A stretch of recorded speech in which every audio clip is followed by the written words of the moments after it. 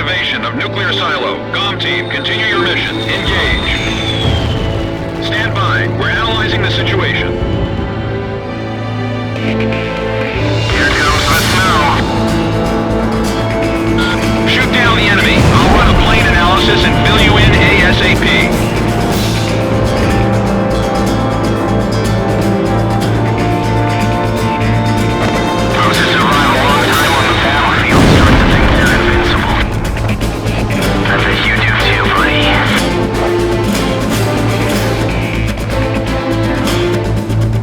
Phase 1 analysis complete.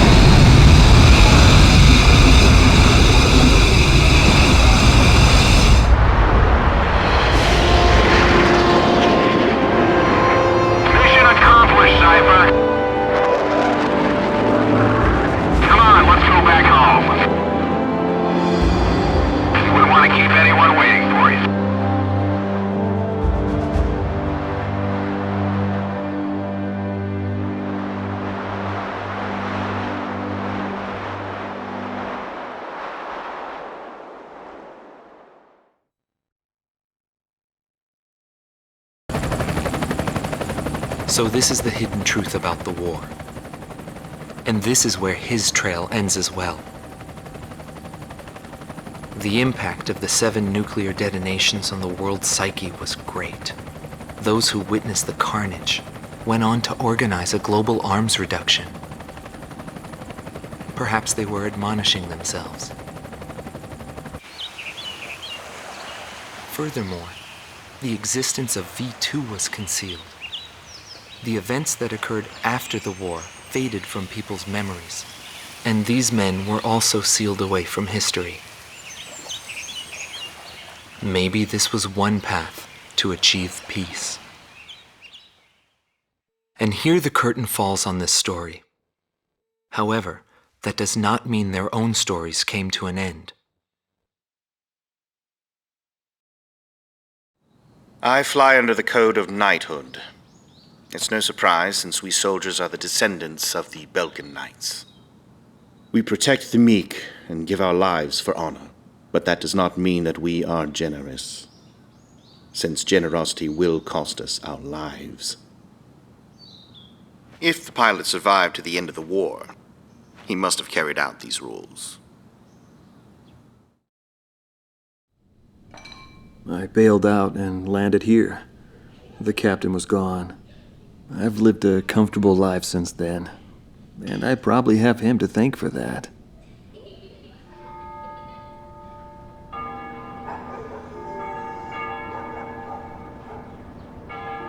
They ring the bells here at dusk to honor the liberation of the capital. It signals peace, but to me, they are the sounds of death.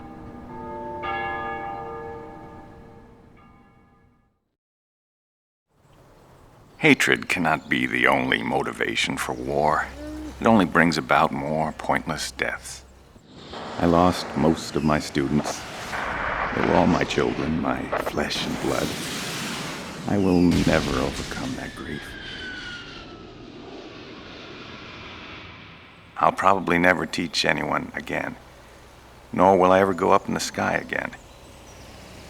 I have entrusted everything I know to a new generation. I'll just look on from here.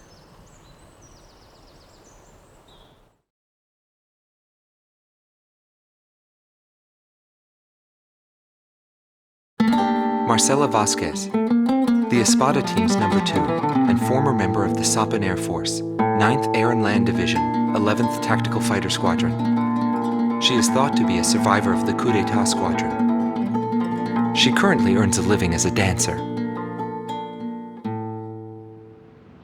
If the Demon Lord hadn't appeared, our lives might have been different. For me, it wasn't about flying or ideals. Most of all, it was about him, my flight lead. Our mission was to escort the heavy command cruiser that was to act as transportation for the organization.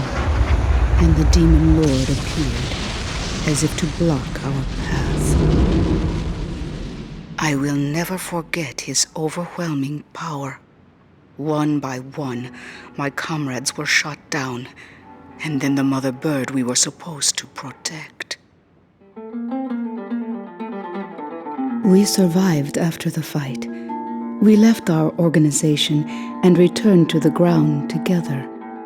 But those whose hearts are in the sky will always return to the sky.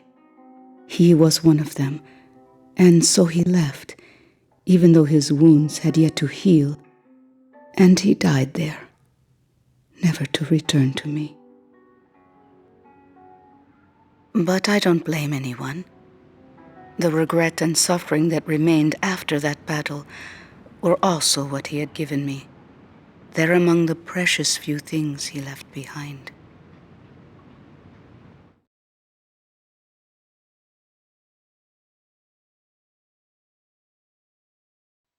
Joshua Bristow, former captain of the Ocean Air Defense Force, 8th Air Division, 32nd Tactical Fighter Squadron.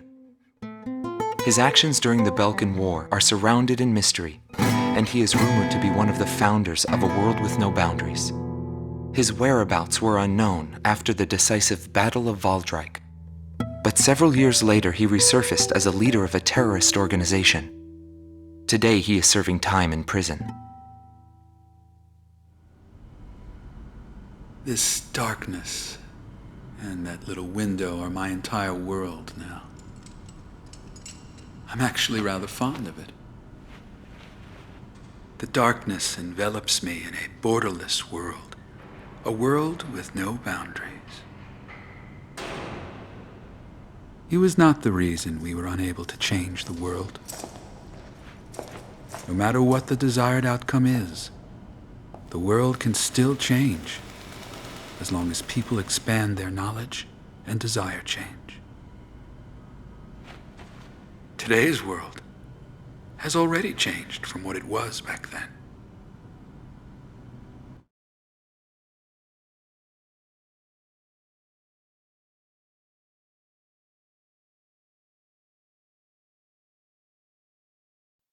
Larry Falk, also known as Solo Wing Pixie. GALM Team's number 2, and member of the Ustio Air Force, 6th Air Division, 66th Air Force Unit. That's right. This man was his buddy, and his enemy. I should have died that day, but I didn't. I dragged my wounded body and reached ground zero of the nuclear detonations. A barren, empty land. I felt an unbearable sadness when I witnessed that landscape. There were still people living there. They were the ones that saved me. It may be true that the world has no need of borders, but would getting rid of them really change anything? The world won't change for the better unless we trust people. Trust is vital in a peaceful world, but that will never happen. I'm still on the battlefield. Right now I'm near a border. I want to see for myself what borders really mean, and what their volition really is. I may not find what I'm looking for, but I still want to try. Anyway, that's what I've come to believe, and I think that's enough. Will he see this video? If you do meet him, give him a message for me. Yo, buddy. Still alive? And thanks, friend. See you again. The Demon Lord of the Round Table. A warrior who soared through the Belkan War, inspiring both fear and admiration. His presence filled the skies for but a few short months before he disappeared. Apart from that, nothing is known about him. I was never able to find out what kind of a person he really was. But whenever they talked about him, they always had a slight smile on their faces. That, perhaps, may be my answer.